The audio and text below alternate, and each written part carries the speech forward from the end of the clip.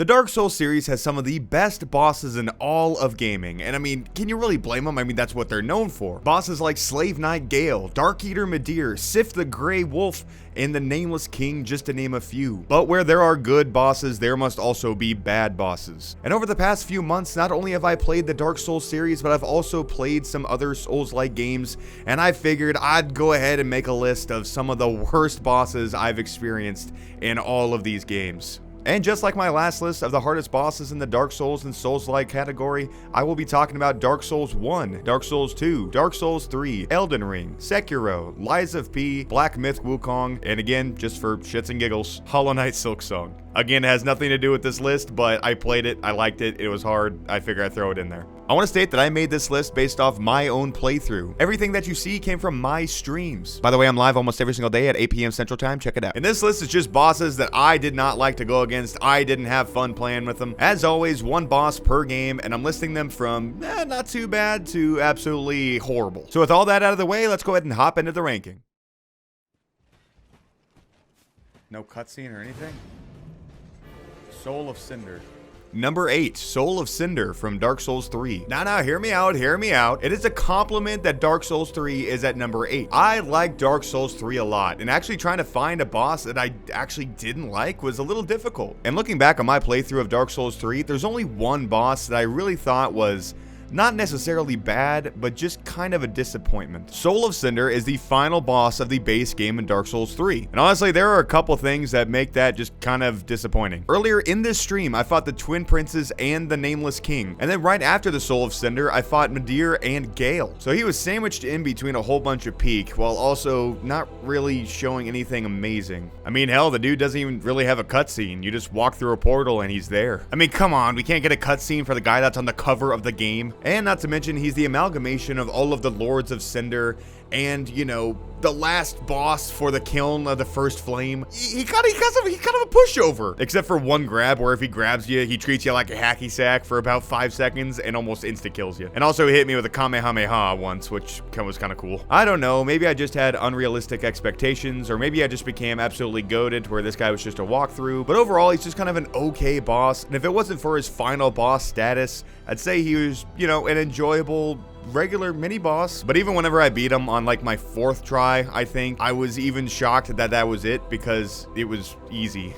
You know, so all things considered, okay, but definitely a low point of the game. Another one.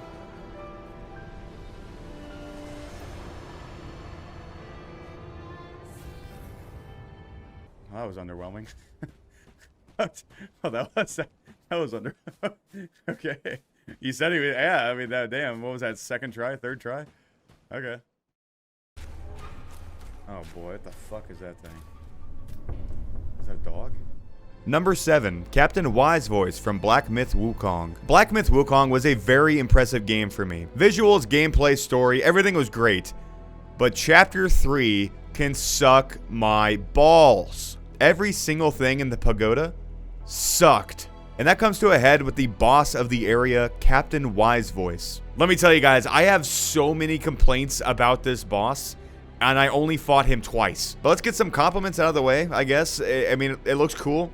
It's like a disco ball on top of like a zombie dog, which is, I guess, neat. And a lot of the moves look pretty cool. If you can ever see them, this is going to be a common occurrence in this list, but colossal bosses are absolutely horrid. For some reason, almost every time that there's a colossal boss, they don't know what the hell to do with the camera. Even though I was gushing about Black Myth Wukong earlier, I will say the number 1 criticism I have of this game is that the camera is fucking wacky. You can be locked onto a guy and he'll move like slightly fast or go, like turn a corner or something, and your camera won't catch up with them. So you'll just be sitting there just imagining what he's doing behind you because the camera's not moving fast enough to find him. And while that didn't happen a ton in this boss, This boss has a different camera issue where he takes up 90% of the screen, and I can't tell what I'm supposed to be doing about it. This boss takes up 60% of the room that we're in, and it won't back up anymore. And not to mention, this guy's health pool is massive, and the only way you can really do damage to him is if you hit him in the golden brain when he gets knocked, and that takes like 3 minutes. I'm exaggerating a little bit, but this boss took like 9 minutes per attempt, and luckily I only had to do it in 2 attempts. And as far as his moveset's concerned, it's not the most annoying boss in the world when it comes to moveset. It does have a move where it screams at you and it kind of like gets rid of all the color on the screen, which is kind of just ugly to look at. And then its primary moveset is mostly lasers and lightning, and that's pretty cool if you can ever actually see what, you know, he's doing, because I'm going to keep griping about it. The cameras are just absolutely god-awful with colossal bosses. But thank God I got this guy done in only 2 attempts, because if I had to do like 5 attempts of this, first of all, that would have taken like an hour, and second of all, it's just not a fun time. I probably won't ever fight this guy again, and even that is too soon. Fuck you. Ah! Annoying ass boss! Also, real quick, for an honorable mention, this fuck-ass grasshopper. Ow!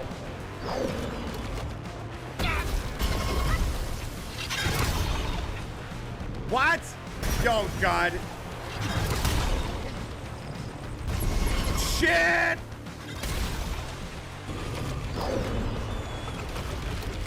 You fuck. Okay. Now, I'm gonna freak out, bro. Go down! I am holding. I'm holding it. I'm still holding it. I don't know.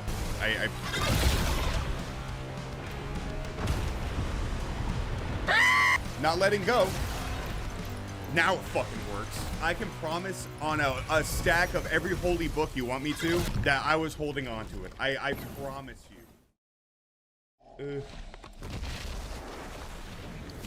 He's for like, youch. He for real like youch. For real. For real. No, you have to say it like how I said it. Youch. He's for real like, youch. Youch. Number 6, the Fire Giant from Elden Ring. There are so many great bosses in Elden Ring.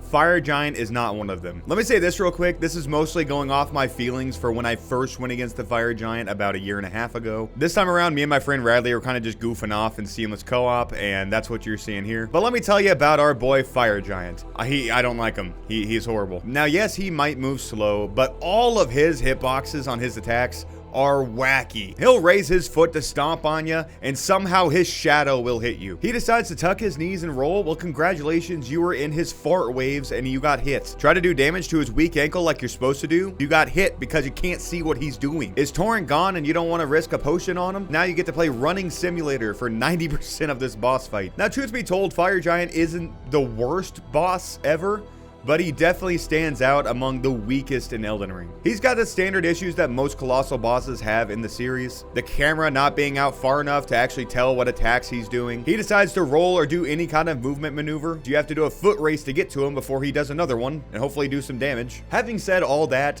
he's not the worst boss in the world, but maybe it's just this most recent playthrough that really made me see him in a different light, but he's not too bad. In his second phase, he drops his big shield and focuses more on fire-based attacks, and they're pretty easy to dodge, and he keeps his giant swiping moves to a minimum. The first time I went against him, I remember being really irritated because I just could not figure out what he was doing because the camera work. But looking back on it, I think that's more or less due to my inexperience with colossal bosses like this. Now that I'm a little bit more versed in them, it's easy to tell, like, the easy way to beat him. But having said that, he is still a very big, very aggravating boss that has a massive health pool and still hits really hard. But just like any man, if you hit him in the balls hard enough, he'll end up going down. I think I'll let me from 1.5 years ago finish up this one. Oh my god. That's us. I knew once I beat him, I wasn't even going to feel anything. I feel nothing but despair. Doesn't look like a heavy boss. Okay.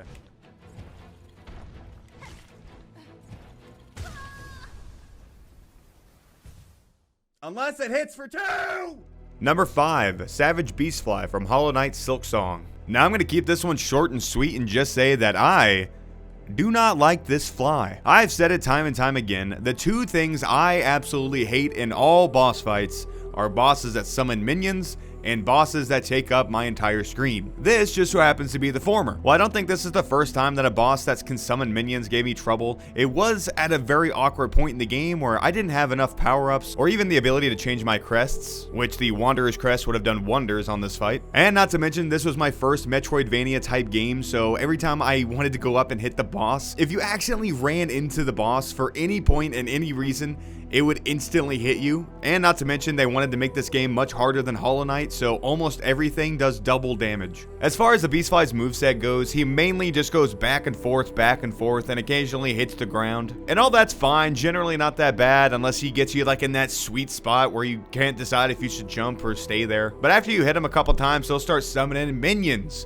My favorite thing in video games. He's got baby versions of himself that go back and forth. He's got spiky armored snails that block up the platform. And not to mention another flying unit that's almost as big as him that slowly comes towards you and turns into a blender. Plus, he will just keep summoning minions, even though there are some that you probably haven't gotten rid of just yet. But if you're lucky and you can bait him into a ground pound, he can kill his own minions, so that's pretty cool, I guess. All that topped with the starting crest that you get at the beginning of the game that makes Pogo really hard and attacks take a little bit longer. That just makes this boss kind of difficult for how early it is in the game. And if you're like me and you took a wrong turn to the point where you didn't have a move or two, it just makes this fly and its babies a monumental task. But luckily you do get to fight him later on after you get all your skills, and he is much easier. Silksong has a ton of great bosses, but no one's favorite boss is going to be the Savage Beastfly.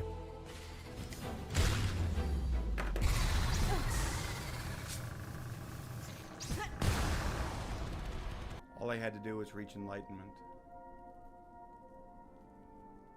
That's it. And this went from a game about killer puppets to straight eldritch horrors really fast.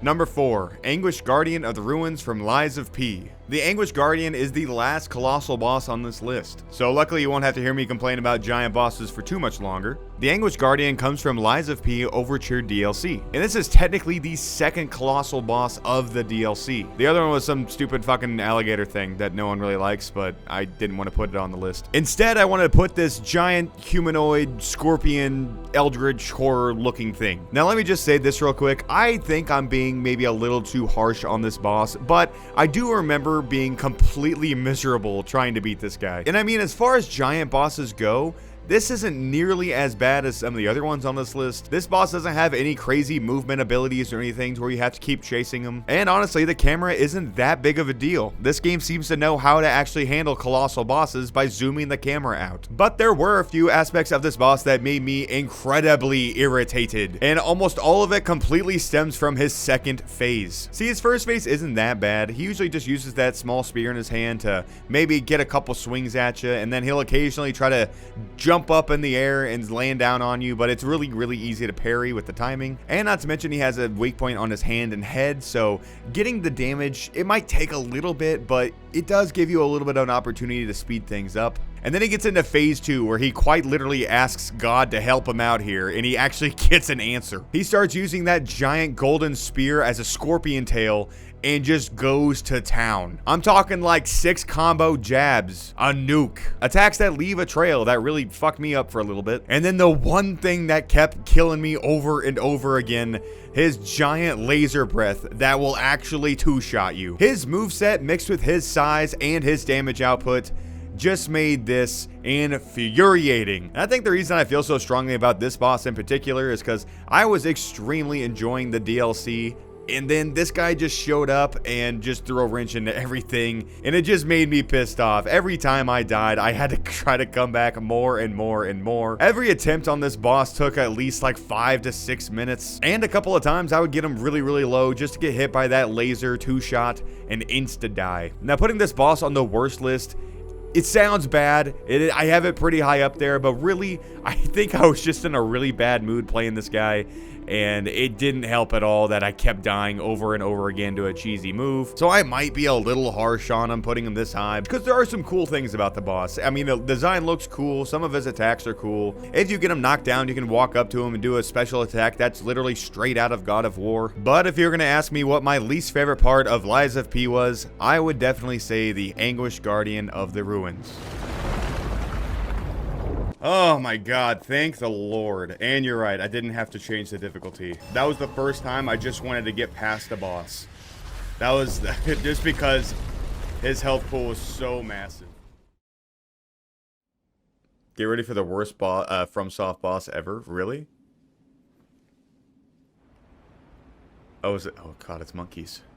Number 3, folding screen monkeys from Sekiro. Yeah, that's right. We're in the shit now. The first half of this list, I can see people being like, you know what? I do kind of like some of these bosses. These aren't that bad. But from now on, the rest of this list is raw dookie ass. And next up, of course, out of Sekiro, we have the folding screen monkeys. Sekiro is an amazing game. The story is awesome. The bosses are cool. But honestly, I don't know what they were smoking coming up with this idea. To be fair to the developers, I feel like making a boss around the Hear No Evil, See No Evil, Speak No Evil monkeys is a pretty cool idea. And apparently there's also a 4th monkey in that saying that says do no evil, but I didn't know that. The problem with it is, this isn't even a boss fight. It's like an Easter egg hunt. You are playing hide and seek with a bunch of monkeys. I'm sitting here trying to think of something positive to say, and the only thing I can think of is that the area that you're in is kind of like good to swing around. Like it's really seamless. And that's pretty much it. Hell, finding footage for you to even watch is difficult because most of the stuff that happens in this fight isn't even a fight. You're just running around rooftops. If you don't know what this boss is, you might be confused. Essentially, there are 4 monkeys that are hidden around the map.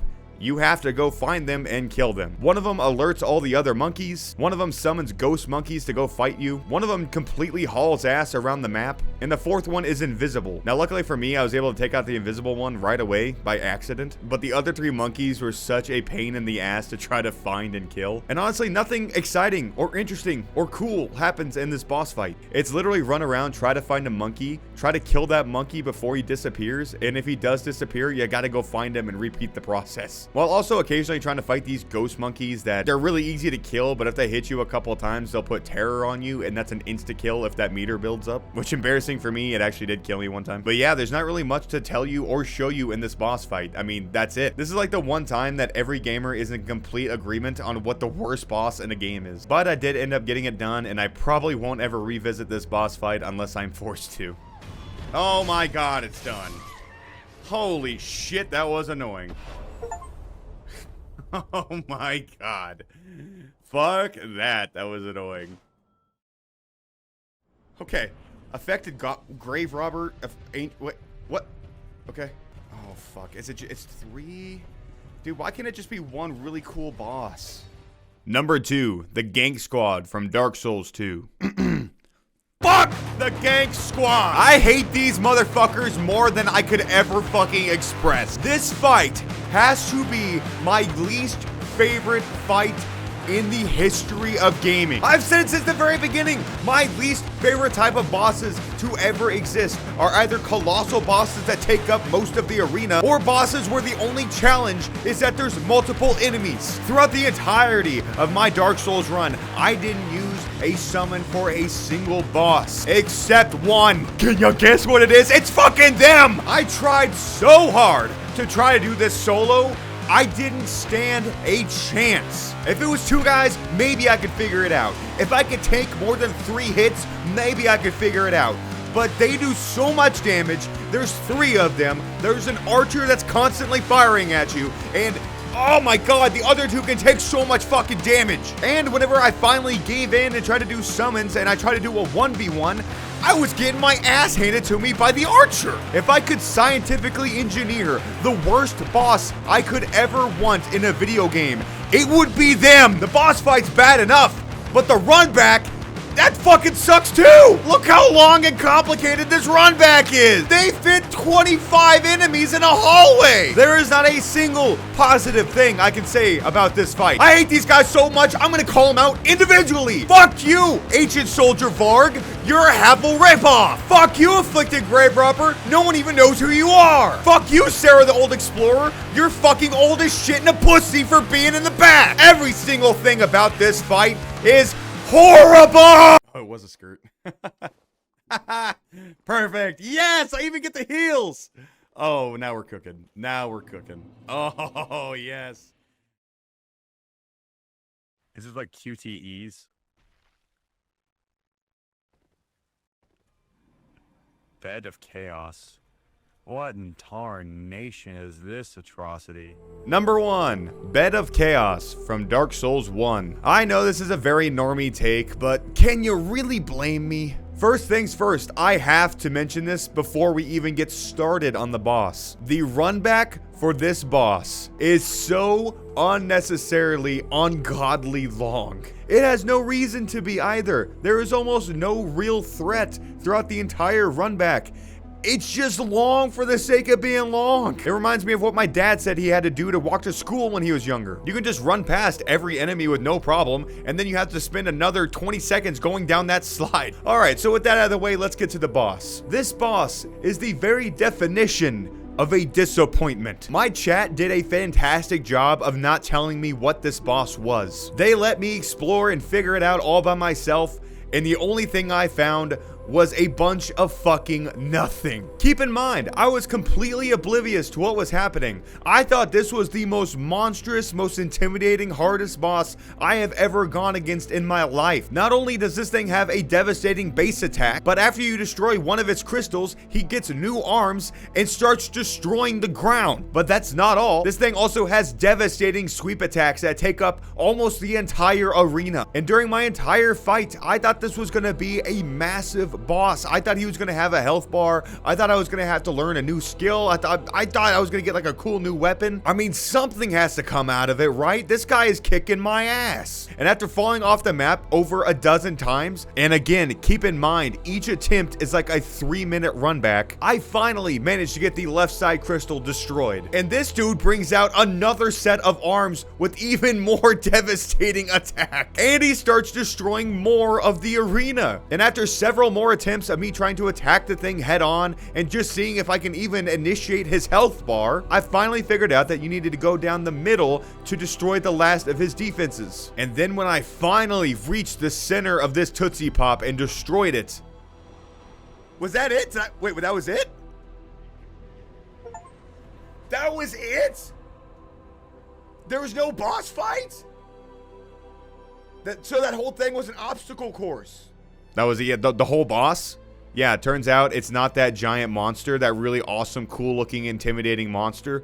It's actually like a little like roly-poly that's in the center of it. Now look, the idea of this boss isn't a horrible one, but I think the thing that got me was the fact that this boss was just monstrous and looked so intimidating and so cool. And the fact that it had a health bar, I was expecting that we were breaking his defenses so we can finally start doing damage to him. Only for me to kill the thing in one hit. Now, I will say this, I don't think this boss would be as disappointing or as looked down upon as it is right now if the run back wasn't most of the problem here. There were several times where I did the entirety of the run back, took 3 steps onto the platform, and then instantly died, and then had to do the whole thing over again. And not to mention, the actual way to beat this boss is just really infuriating. There's giant sweep attacks, there's fire scythes, and not to mention a fire geyser that will almost definitely one-shot you. And not to mention, every now and then you'll just get ping-ponged back-to-back between attacks,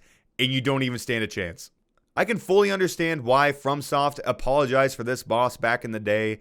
It is not a good boss, and I can definitely see why people call this the worst boss in all of Dark Souls history. Hi, I'm Jace. I'm the guy that's in the video. Just wanted to let you know that I appreciate you watching the video, and if you like what you saw, please hit like and subscribe and all that cool stuff, man. I'm still trying to get to 1,000 subscribers. Also, I'm live almost every single day at 8 p.m. Central Time, so if you want to watch me play some games or tell me something about Dark Souls that I don't know about, or just, tell me that you like the video, hey, stop by the live stream and I'll say hi to you. The last video I made about Dark Souls bosses did pretty well, so wanted to get this one out pretty fast. It's currently 2 a.m. and I have to wake up at 6:30 for work, so awesome. Also, I'm going to do a Bob Ross painting stream at 1,000 subs, so, hey, if you want to watch that, hit that button. But that's going to do it for me. Guys, I hope you have a good day at work or school or whatever you're doing tomorrow. And I hope that I get to see you again. But if I don't get to see you again, I'm not going to hold it against you. But, you're just going to have a not happy life for the rest of your life. So it's on you. All right, good night, sleep tight, and I'll see you some other time. Bye.